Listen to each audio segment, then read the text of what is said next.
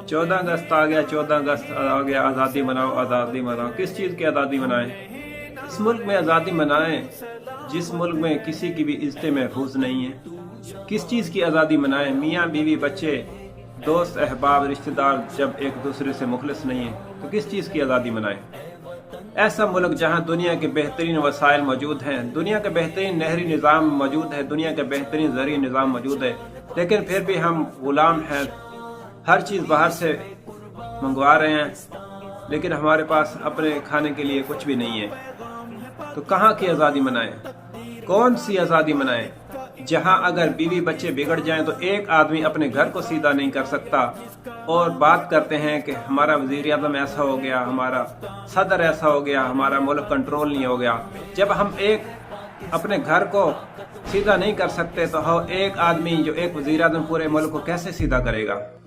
यहाँ हर कोई अपनी दौड़ में लगा हुआ है, हर किसी को अपना पेट नजर आता है। जो इस पे दौड़ में आगे निकल जाता है वही आज़ादी मना सकता है, बाकी तो बेचारे जिसको भूख के लाले पड़े हुए हैं, जिनको खाना पूरा नहीं हो, कैसे आज़ादी मनाए? ये कैसी आज़ादी है जो एक दिन की आज़ादी है? झंडे झंडियाँ लगा लिए, मेली तराने नगमे पढ़ लिए और बस पूरा साल फिर गुलामी में गुजार दें। ये कैसी आज़ादी है?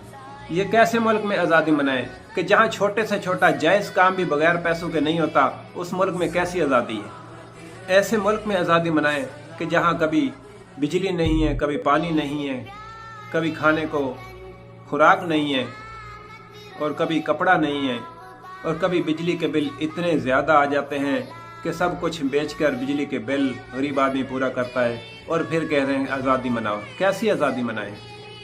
आज घरों को सजाकर, झंडियाँ लगाकर, झंडे लगाकर पूरे मुल्क को लहराया जा रहा है, और कल यही झंडियाँ गंदी नालियों में जाएंगी, पैरों तले रूंधी जाएंगी। तो कैसी आज़ादी है? कैसा यह तकद्दुस पामाल किया जाता है इस मुल्क का?